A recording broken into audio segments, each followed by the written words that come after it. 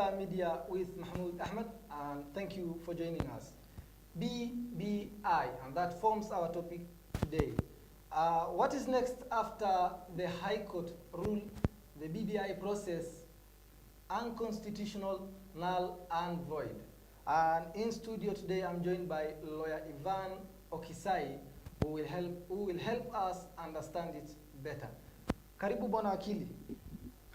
Thank you very much, Ahmed. I'm honored to be here with you today. All right, thank you. All right, before we go deep into the matter, what was your reaction, Bwana Wakili, when you heard the judgment? Ahmed, I must admit that the first time I heard that judgment, I didn't expect that from the court. I actually expected the court to rule in favor of the respondents, in this case the AG and the rest, but it was a surprise. We all understand that Justice Odunga, Justice Ngugi are one of the most incorruptible judges in this country. That judgment left a mark in the history of law in this country, and I believe law students from this point will have to understand this judgment. Thank you very much, Ahmed. All right, Bwana Wakili, 5 bench judges ruled the BBI process unconstitutional. Let us begin right there. What's your take? My take with that judgment is it is one of the most elaborative judgments this country has ever had in terms of constitutional law. We realize that this judgment is more than 300 pages. 300 pages of 17 issues. 17 issues are decided by five bench judges. The 5 bench judges gave a ruling, an unanimous ruling to what has been shared with us, what was ruled, and this is one of the most progressive ruling in constitutional law that has ever happened in our land, Kenya. Fair enough, Bwana Wakili. The Attorney General Paul Kihara has filed a notice of appeal, and the proponents of BBI line up a team of top lawyers to battle it out at the Court of Appeal. What's your thought? My thought is the team that won the case at the High Court is a team of high top advocates in this country. Whatever the respondents will bring at the Court of Appeal will still be a team of lawyers who are equally qualified to persuade the Court of Appeal to rule in their favor. But we all know the decision lies with the court. It doesn't matter the amount of persuasion. It doesn't matter the amount of persuasion from one party. We know that our judicial system is an adversarial system. The petitioners will have their part. The respondents will have their part. The matter of top-notch lawyers is a fallacy that in this country we need to forget. Yeah, because I believe every lawyer, before he comes in court, insofar as this type of case is concerned, must have done his research, must have done an extensive research to convince the Court of Appeal. So the matter of bringing the top-notch lawyers, I believe, yeah, there are top-notch lawyers that will try to persuade the Court of Appeal, but that is a matter the Court of Appeal judges will have to decide. Are they really top-notch lawyers, or are they lawyers that have practiced long enough to persuade the court otherwise? Thank you very much. All right, Bwana Wakili. Wakili, help us understand this better. Couldn't the BBI proponents composed of top lawyers and legal team see this coming sooner or later? Couldn't they see it? Ahmed, me and you, we all expected something else. Truth be told, we all expected the court to rule in favor of the respondents. We didn't know the Third Way Alliance, the Linda Katiba team will win this case. I believe they too thought this is a simple case that the judges will be swayed by whatever is happening in the country and they will rule in their favor. But we were all surprised to see one of the best judgments in this country. Right, Bwana Akili. And also, the BBI proponents consist of top lawyers. Couldn't they see this coming before they started the process? Were they aware of such verdict will come sooner or later? I believe every advocate that goes to court goes with a petition to win a case.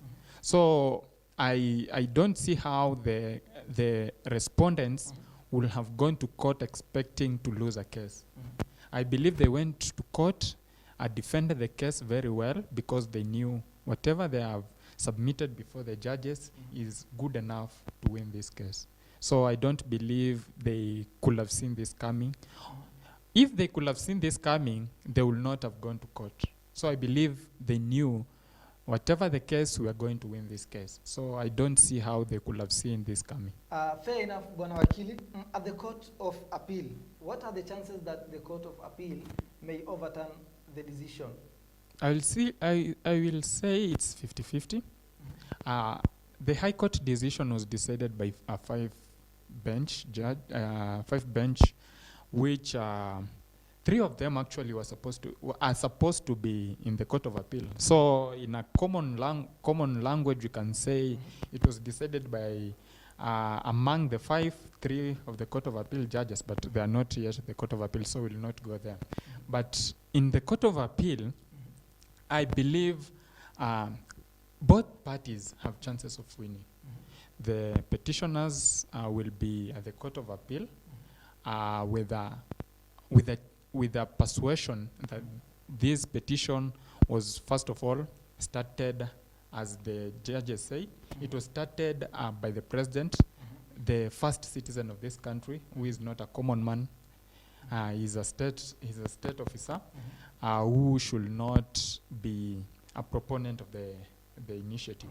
So with the respondents, they'll be going to court. That is the government and the other team, the BBI secretariat.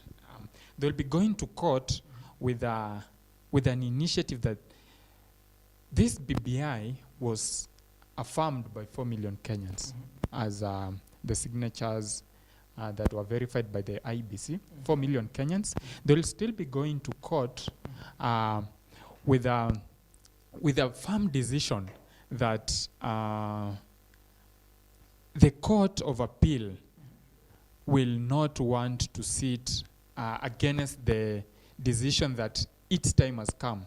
That the BBI, this is the current issue that Kenyans want. It was affirmed by the National Assembly, it was affirmed by the Senate, it was affirmed by 4 million Kenyans. So I believe they will be going to court to persuade the court that this is a Kenyan initiative.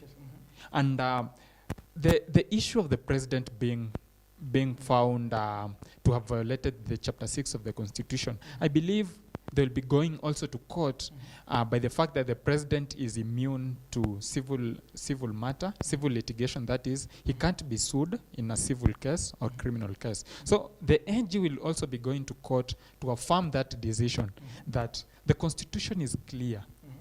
The president should not have been mentioned as one who contravened Chapter 6, and I believe that is the major points that the government and the BBI proponents will be going to court for.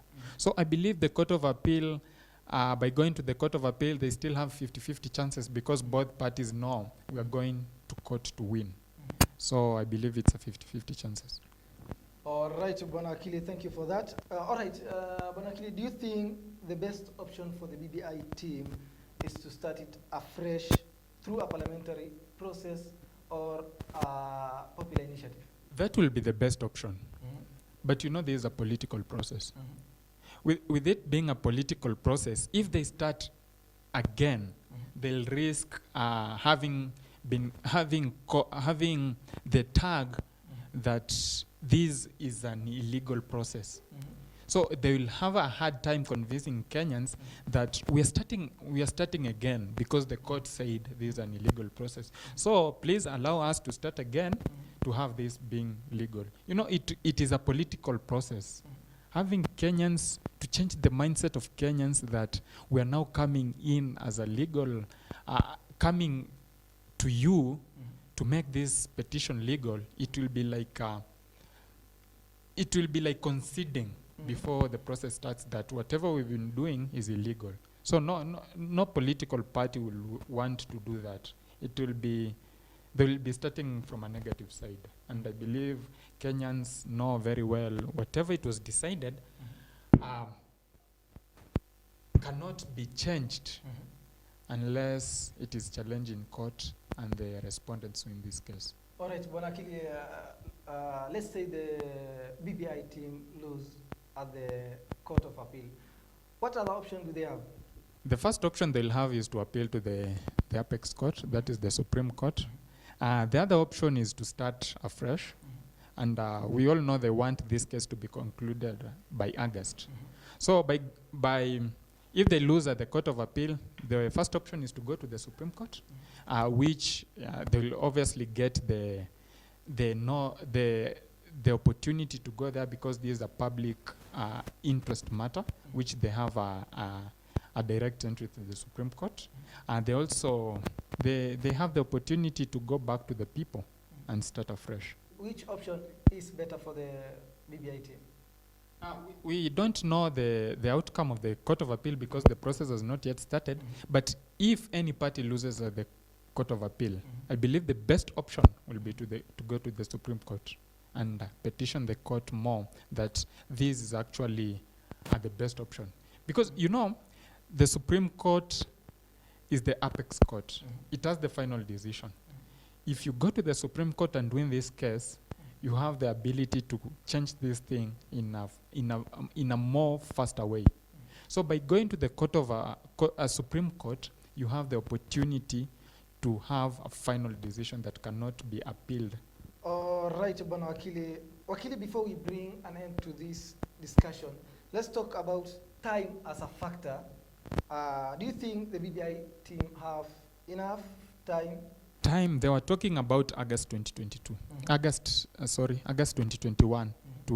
We should be having a referendum by August 2021, which is about 3 months, 4 months from now.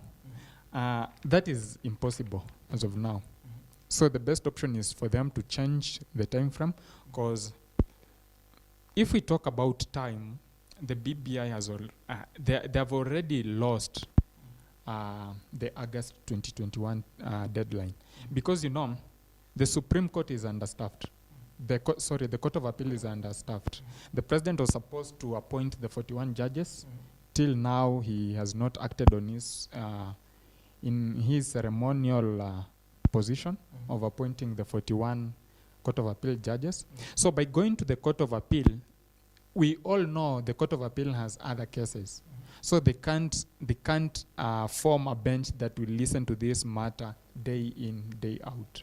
So what is the best option at the Court of Appeal?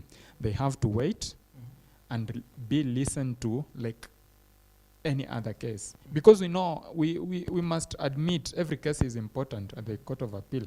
So they will have to wait like any other case, which will not take less than 2 months, which is when it is hurriedly taken.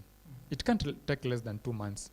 And by taking 2 months to conclusion of this case, either of the two parties will still go to the Supreme Court. The Supreme Court, if they take, let's say, another 2 months, it will be past August by then. So I believe the August 21 deadline is fictitious at this point. Yeah. Do you think there will be a miracle to speed up the process at the Court of Appeal? Again, Court of Appeal is understaffed. I don't see. Yeah, as we speak. We are supposed to have 40 more judges at the Court of Appeal because one of them is not with us anymore. So the 40 judges could have made this process more faster. president of the Court of Appeal could have appointed, let's say, 5 judges to hear this case or 7 judges to hear this case. And at this point, that is not possible because Court of Appeal is understaffed, so it's no... The idea of speeding this case, it's not possible at this time. Yeah. All right, Bonakili, thank you. Your final thoughts? My final thoughts, BBI is not it's not a basic need that this country needs. We can still have BBI past this corona period. We can still have BBI after 2022 election. We can still have BBI after every Kenyan comes to board. We know not every Kenyan will agree to this document, but we still have enough time for this process to be initiated again. So I don't see why the government, in the midst of a pandemic that we were not expecting, they will be willing to waste 6 billion in facilitating the BBI process. I don't see why the government, when the people are about to buy bread at 55 shillings, they're actually buying fuel at a hiked price. They will be willing to take Kenyans for a ride with this BBI train and reggae. I don't see. I believe the government should be human enough and use that 6 billion to buy enough vaccines. If not buying enough vaccine, cushion Kenyans during this time of hardship.